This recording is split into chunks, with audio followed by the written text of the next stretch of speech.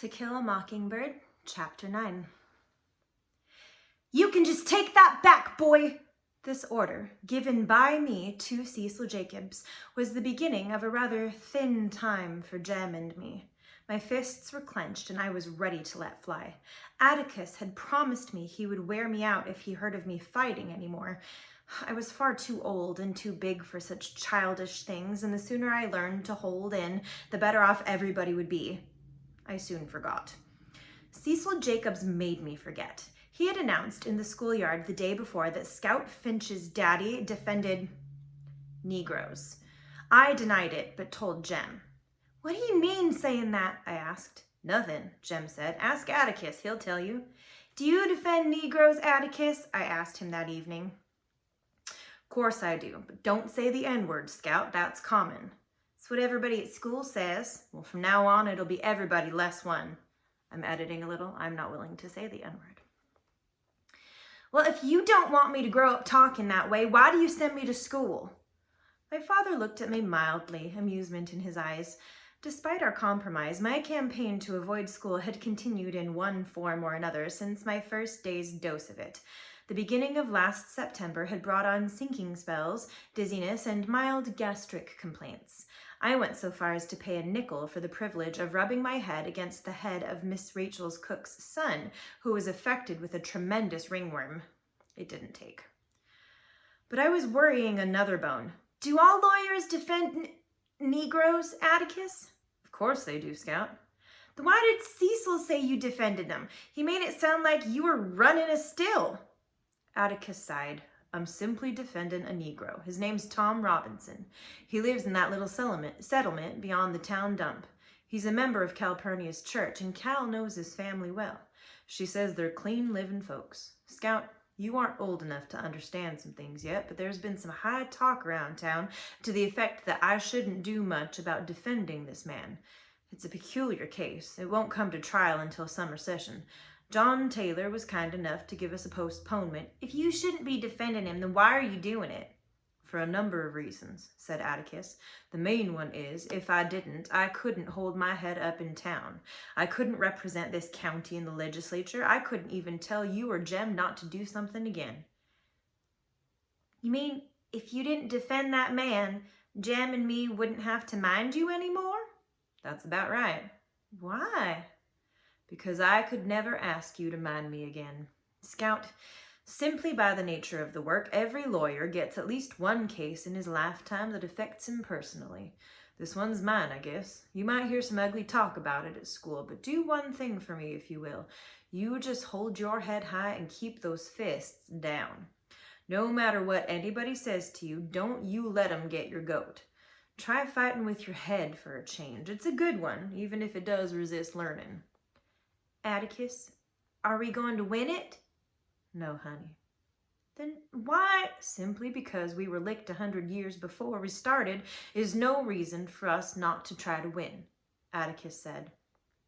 "You sound like Cousin Ike Finch," I said.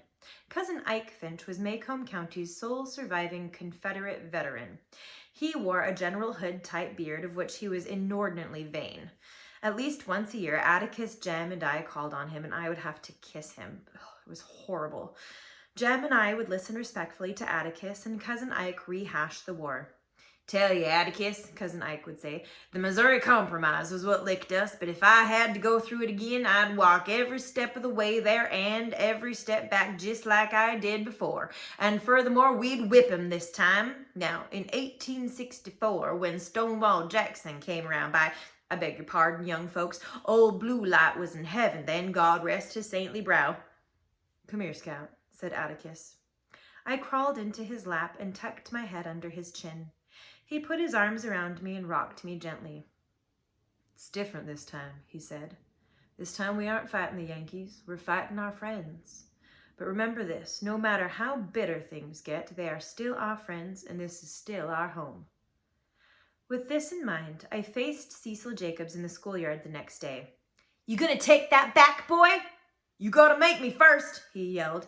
"My folks said your daddy was a disgrace, and that N-word ought to hang from the water tank." I threw a bead on him, remembered what Atticus had said, then dropped my fists and walked away. "Scout's a coward," was ringing in my ears. It was the first time I ever walked away from a fight. Somehow, if I fought Cecil, I would let Atticus down. Atticus so rarely asked Jem and me to do something for him, I could take being called a coward for him. I felt extremely noble for having remembered, and remained noble for 3 weeks. Then Christmas came, and disaster struck. Jem and I viewed Christmas with mixed feelings. The good side was the tree and Uncle Jack Finch. Every Christmas Eve day, we met Uncle Jack at Maycomb Junction, and he would spend a week with us. A flip of the coin revealed the uncompromising lineaments of Aunt Alexandra and Francis. I suppose I should include Uncle Jimmy, Aunt Alexandra's husband, but he never spoke a word to me in my life except to say, "Get off the fence," once. I never saw any reason to take notice of him. Neither did Aunt Alexandra. Long ago, in a burst of friendliness, Auntie and Uncle Jimmy produced a son named Henry, who left home as soon as humanly possible, married, and produced Francis. Henry and his wife deposited Francis at his grandparents' every Christmas, then pursued their own pleasures. No amount of sighing could induce Atticus to let us spend Christmas Day at home. The fact that Auntie was a good cook was some compensation for being forced to spend a religious holiday with Francis Hancock. He was a year older than I, and I avoided him on principle. He enjoyed everything I disapproved of, and disliked my ingenious diversions. Aunt Alexandra was Atticus's sister, but when Jem told me about changelings and siblings, I decided she'd been swapped at birth, that my grandparents had perhaps received a Crawford instead of a Finch. Had I ever harbored the mystical notions about mountains that seemed to obsess lawyers and judges, Aunt Alexandra would have been analogous to Mount Everest. Throughout my early life, she was cold and there. When Uncle Jack jumped down from the train Christmas Eve day, we had to wait for the porter to hand him 2 long packages. Jem and I always thought it funny when Uncle Jack pecked Atticus on the cheek. They were the only 2 men we ever saw kiss each other. Uncle Jack shook hands with Jem and swung me high, but not high enough. Uncle Jack was a head shorter than Atticus, the baby of the family. He was younger than Aunt Alexandra. He and Auntie looked alike, but Uncle Jack made better use of his face. We were never wary of his sharp nose and chin. He was one of the few men of science who never terrified me, probably because he never behaved like a doctor. Whenever he performed a minor service for Jem and me, as removing a splinter from a foot, he would tell us exactly what he was going to do, give us an estimation of how much it would hurt, and explain the use of any tongs he employed. One Christmas, I lurked in corners, nursing a twisted splinter in my foot, permitting no one to come near me. When Uncle Jack caught me, he kept me laughing about a preacher who hated going to church so much that every day he stood at his gate in his dressing gown, smoking a hookah and delivering 5-minute sermons to any passersby who desired spiritual comfort. I interrupted to make Uncle Jack let me know when he would pull it out, but he held up a bloody splinter and a pair of tweezers and said he yanked it while I was laughing. That was what was known as relativity. That was what was known as relativity. "What's in those packages?" I asked him, pointing to the long, thin parcels the porter had given him. "None of your business," he said. Jem said, "How's Rose Almer?" Rose Almer was Uncle Jack's cat. She was a beautiful yellow female Uncle Jack said was one of the few women he could stand permanently. He reached into his coat pocket and brought out some snapshots. We admired them. "She's getting fat," I said. "I should think so. She eats all the leftover fingers and ears from the hospital." "Aw, that's a damn story," I said. "I beg your pardon?" Atticus said, "Don't pay any attention to her, Jack. She's trying you out. Cal says she's been cussing fluently for a week now." Uncle Jack raised his eyebrows and said nothing. I was proceeding on the dim theory, aside from the innate attractiveness of such words, that if Atticus discovered I had picked them up at school, he wouldn't make me go. But at supper that evening, when I asked him to pass the damn ham, please, Uncle Jack pointed at me. "See me afterwards, young lady," he said. When supper was over, Uncle Jack went to the living room and sat down. He slapped his thighs for me to come sit on his lap. I liked to smell him. He was like a bottle of alcohol and something pleasantly sweet. He pushed back my bangs and looked at me. "You're more like Atticus than your mother," he said. "You're also growing out of your pants a little." "I reckon they fit all right." "You like words like damn and hell now, don't you?" I said I reckoned so. Well, I don't, said Uncle Jack, not unless there's extreme provocation connected with him. I'll be here a week, and I don't want to hear any words like that while I'm here. Scout, you'll get in trouble if you go around saying things like that. You want to grow up to be a lady, don't you? I said not particularly. Of course you do. Now, let's get to the tree. We decorated the tree until bedtime, and that night I dreamed of the 2 long packages for Jem and me. Next morning, Jem and I dived for them. They were from Atticus, who had written Uncle Jack to get them for us, and they were what we had asked for. Don't point them in the house, said Atticus, when Jem aimed at a picture on the wall.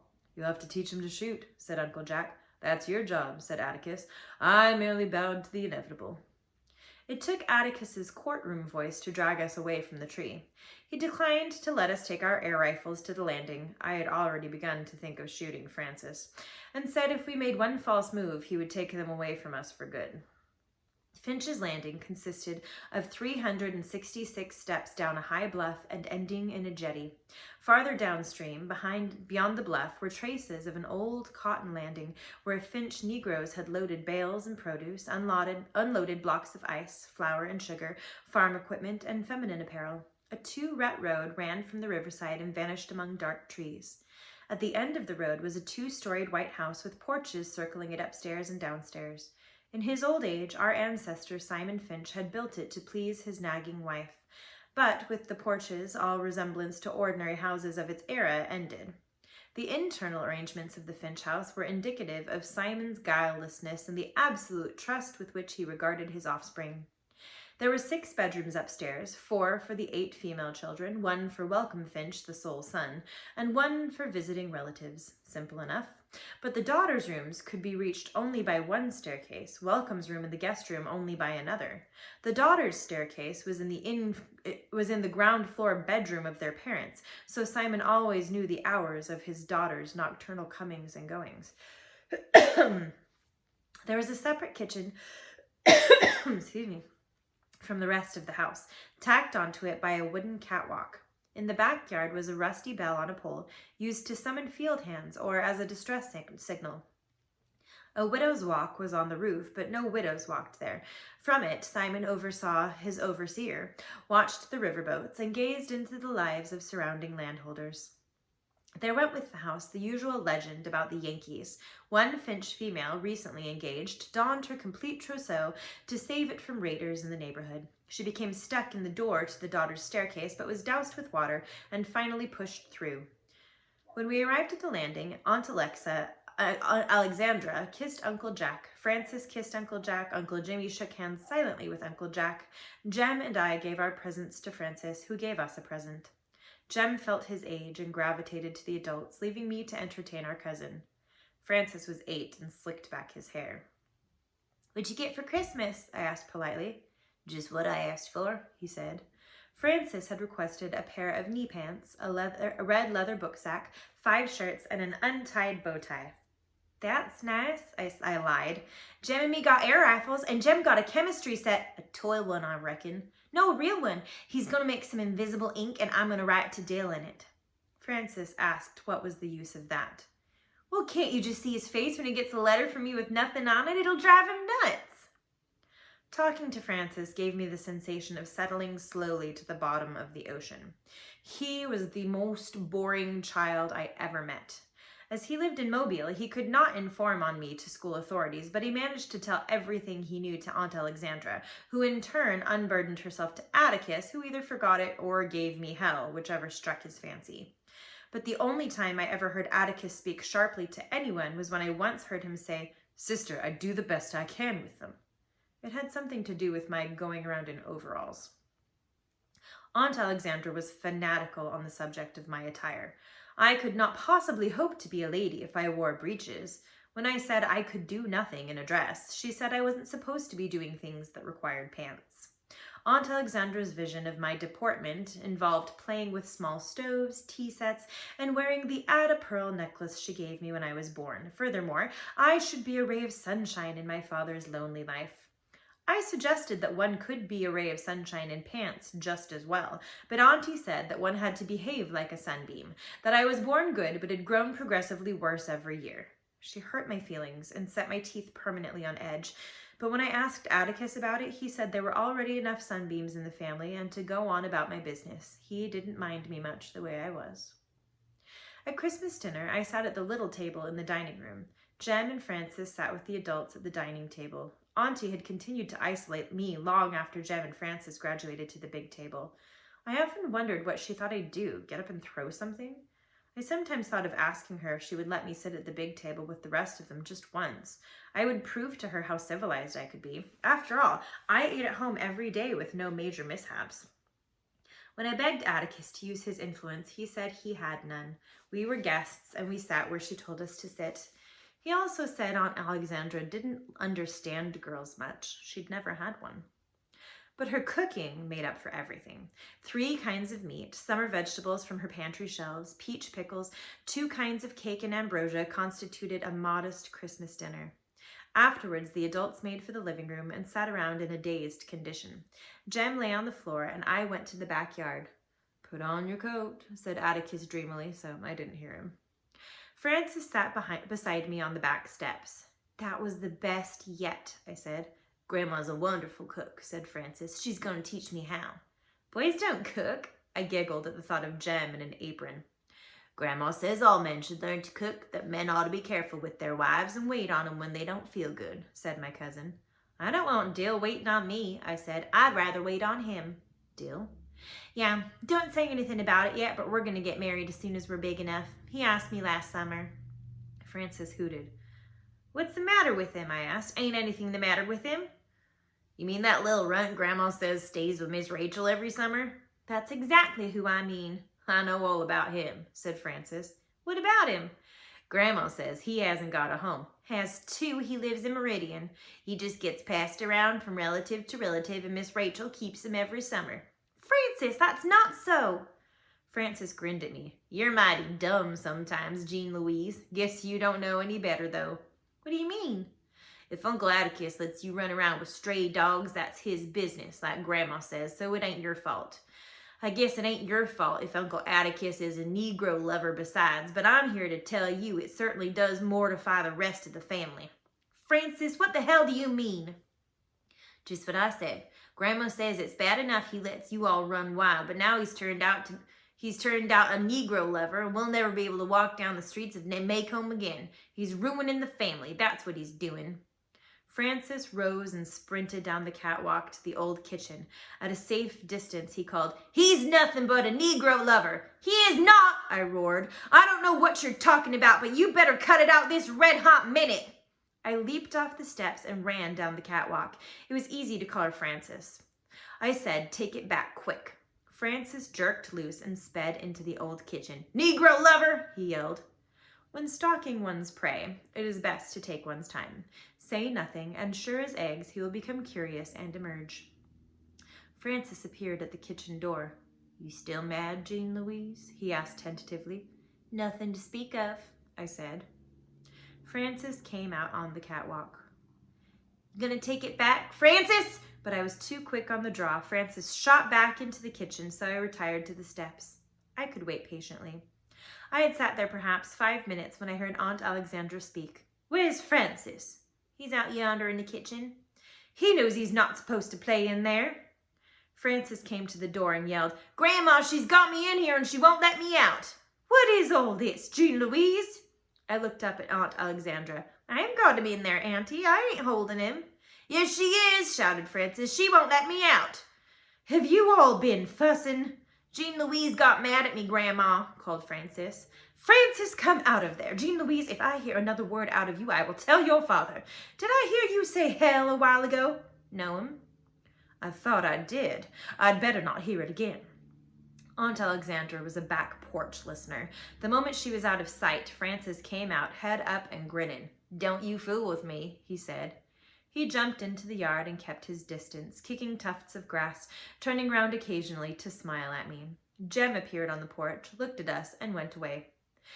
Francis climbed the mimosa tree, came down, put his hands in his pockets, and strolled around the yard. "Ha," he said.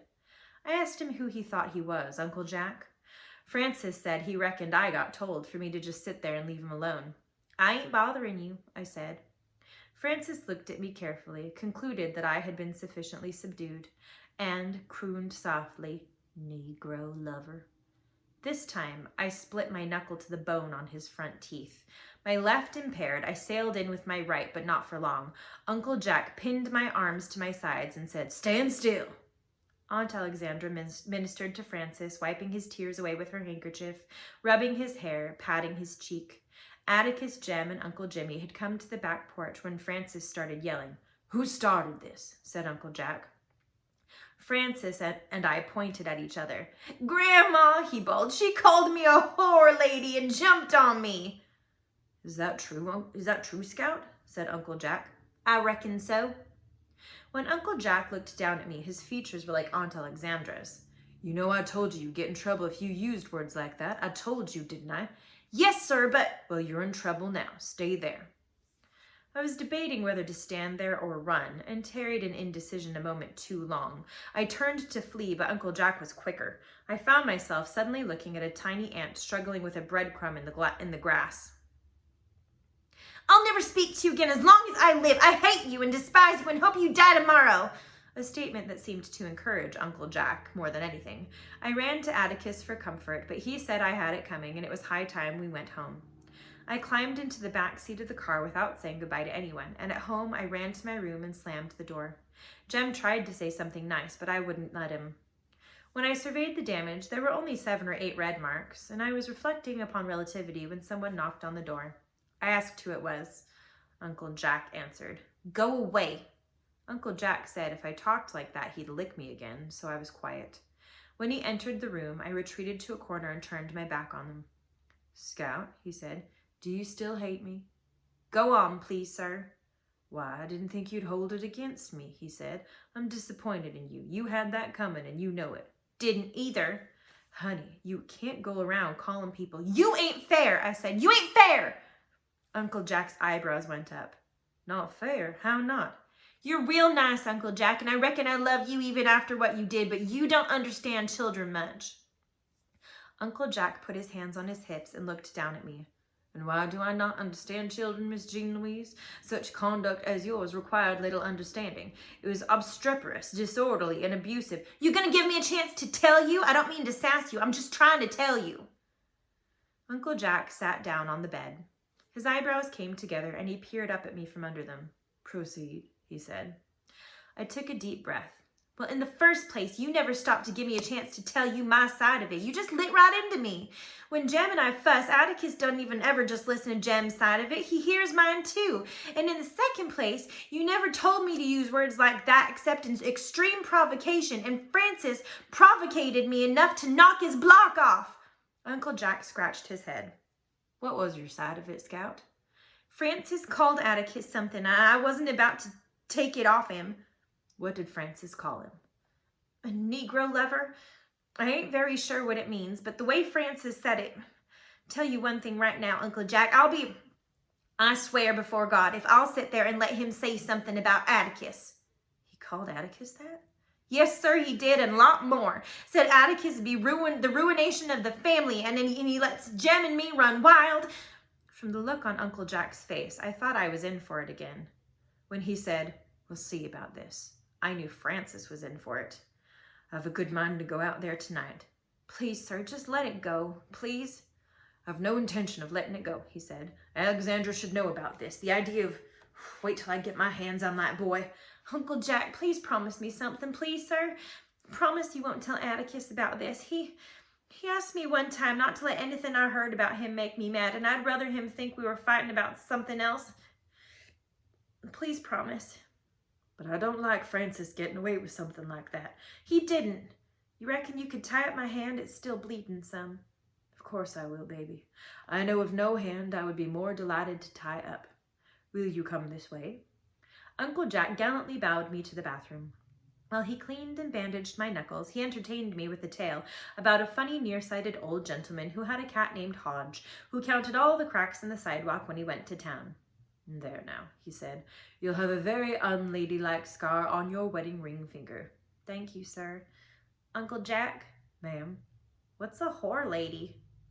Uncle Jack plunged into another long tale about an old prime minister who sat in the House of Commons and blew feathers in the air and tried to keep them there when all about him men were losing their heads. I guess he was trying to answer my question, but he made no sense whatsoever. Later, when I was supposed to be in bed, I went down to the hall for a drink of water and heard Atticus and Uncle Jack in the living room. I shall never marry, Atticus. Why? I might have children. Atticus said, You've a lot to learn, Jack. I know. Your daughter gave me my first lesson this afternoon. She said I didn't understand children much and told me why, and she was quite right. Atticus, she told me how I should have treated her. Oh, dear, I'm so sorry I romped on her. Atticus chuckled. She earned it. Don't feel too remorseful. I waited on tenterhooks for Uncle Jack to tell Atticus my side of it, but he didn't. He simply murmured, Her use of bathroom invective leaves nothing to the imagination, but she doesn't know the meaning of half she says. She asked me what a whore lady was. Did you tell her? No, I told her about Lord Melbourne. Jack, when a child asks you something, answer him, for goodness sake, but don't make a production of it. Children are children, but they can spot an evasion quicker than adults, and evasion simply muddles them. No, my father mused, you had the right answer this afternoon, but the wrong reasons.